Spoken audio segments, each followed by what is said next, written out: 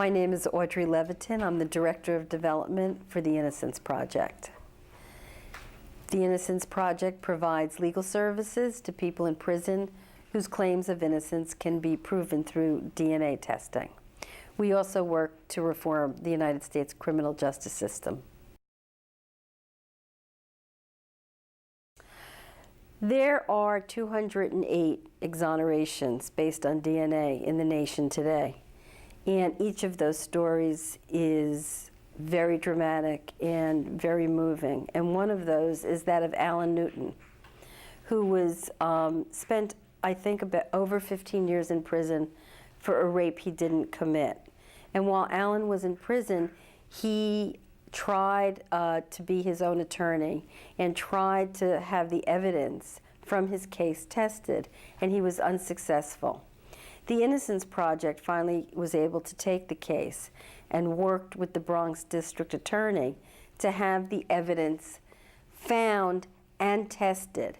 As it turned out, the evidence was in the place that it had always been in, that the police said the police essentially never found it until the Bronx District Attorney asked them to. So Alan stayed in prison for an additional 12 years longer than he needed to.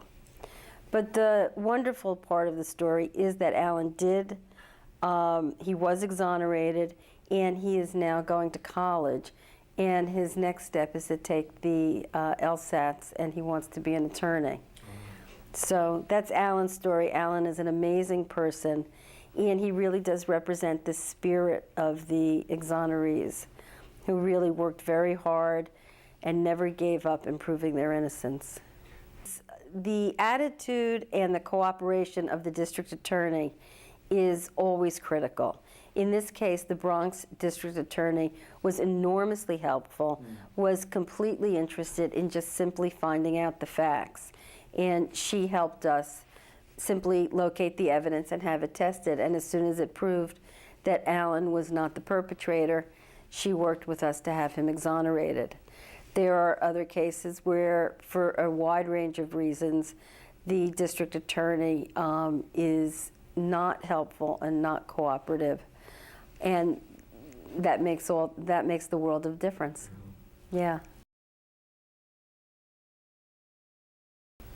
Well, my hope for the Innocence Project, my hope for our impact in criminal justice is that there will be much higher scientific standards in the area of forensics, in the area of eyewitness identification. Those are the two core areas. My hope in the coming years is that the two main reasons for wrongful convictions, mistaken eyewitness identification and very low standards in forensic science, will be corrected and will be reformed, that there will be very high standards in both those areas. That's what we're working for. And if that happens, the criminal justice system will be much more reliable and much more just. Great. Thank you very much. This has really been a privilege.